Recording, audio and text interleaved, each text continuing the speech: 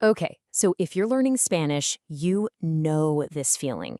You hear a sentence and all the words are familiar, but they just feel scrambled. They're not where your English speaking brain thinks they should be. Well, today we are going to crack that code. We're going to figure out why Spanish word order is so incredibly flexible, and I'll show you the one single concept that makes it all click into place. So here's how we're going to do it. We'll start on solid ground with what you already know, then we'll get into the key differences.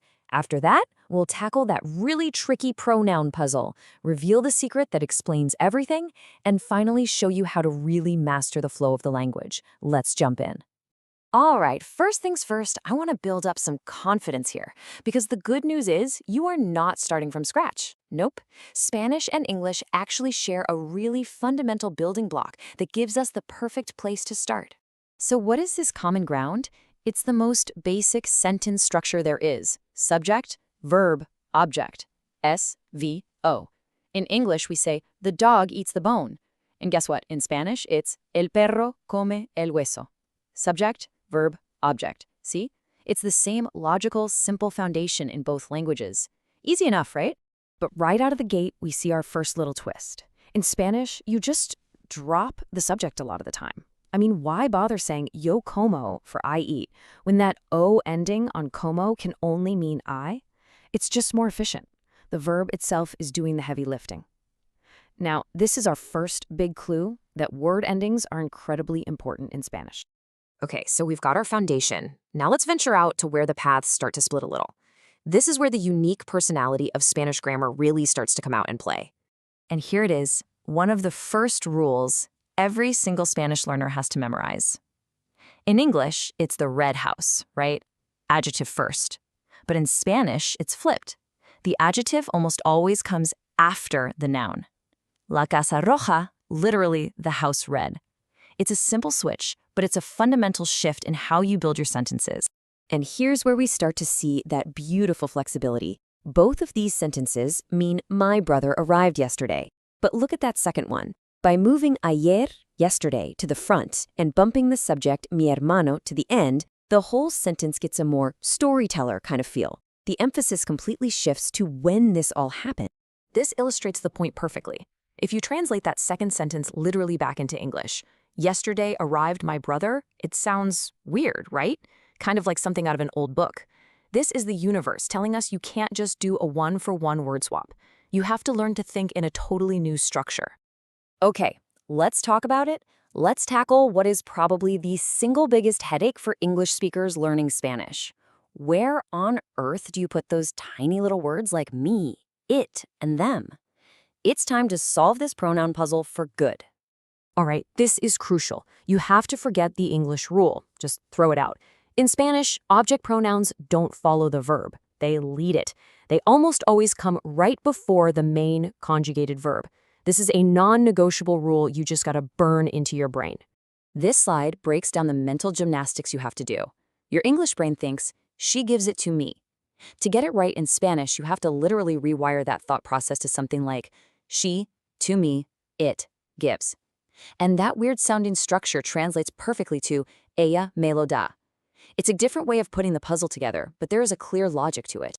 Now, of course, like with any good grammar rule, there are a few exceptions. But honestly, they kind of make sense. When you have a verb in its infinitive form like ver or a gerund like mirando, the pronoun just gets glued right onto the end. Same thing for positive commands. Verlo, mirándolo, dámelo. It just keeps the verb and its little object buddy stuck together as one neat package. So we've seen the differences, we've wrestled with the puzzles, and now it is time for the big reveal. We're about to uncover the one single concept that explains why Spanish can be so free and flexible while English has to be so rigid. Get ready, because this is the aha moment. And that really is the million-dollar question, isn't it? Why can Spanish speakers move words all over the place without losing the meaning, while in English, if you change dog bites man to man bites dog, you have a completely different and much more interesting news story? The answer is one powerful word: inflection. This is basically grammatical magic. It just means that the endings of the words, that O on como that screams I, or the A on roja that tells you it's describing something feminine, those little endings are carrying all the essential meaning. And this, right here, is the absolute key to everything. This is the main takeaway. In Spanish, it's the word endings that tell you what's going on, not the word order. Because all the relationships are baked into the words themselves, where you put them in the sentence becomes much less critical and way more flexible. So now that you know this secret, let's see how this incredible flexibility works out in the real world. This section is all about seeing how native speakers use word order to add emphasis, flavor, and nuance, so you can start mastering that natural flow of the language. Okay, let's take a look at a great example. In these next few slides, we're going to see the exact same sentence arranged in a few different ways. The core information, who, what, where, when, it all stays the same. The only thing that's going to change is the emphasis, the feeling of the sentence. First up, we have our standard default setting sentence, subject, verb, object. Juan compró el coche. By putting Juan right at the front, he's the star of the show. This is the most neutral, straightforward way to say it. Who bought the car? Juan did. Simple. But watch this. We take hoy, today, and we move it to the front. Hoy compró Juan el coche. And bam. Suddenly the timing is the most important piece of information. Maybe someone just asked, so what's the big news today? This sentence is the perfect answer because it leads with the most relevant detail. And this is the real magic. This is the superpower of a flexible language. We can even take the object, the red car, and pull it all the way to the front. El coche rojo lo compró Juan. This puts a giant spotlight on the car.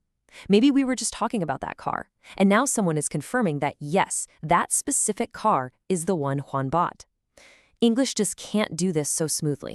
So let's wrap it up with a quick side-by-side. English? Pretty rigid. It's subject, verb, object, adjectives come before nouns, and pronouns come after verbs. Spanish? It's a whole different game. SVO is just the neutral starting point. Adjectives go after, and those tricky little pronouns go before. It's a system built on a totally different philosophy. Okay, so what are your marching orders? Here are the pro tips. First, stick with subject, verb, object as your default until you're super comfortable. Second, make putting adjectives after the noun an automatic habit. Third, drill those object pronouns before the verb until you can do it in your sleep. And finally, the big one, start listening actively. Pay attention to how native speakers play with their sentences to add emphasis. And that leaves us with one final thought. You now know the secret. The magic isn't in where the words are, it's in what's on the end of them. So my question to you is, how will this change the way you listen to native speakers? Will you stop trying to force sentences into an English box and instead start listening for the clues in the word endings themselves? Because that shift in focus, that is the real key to fluency.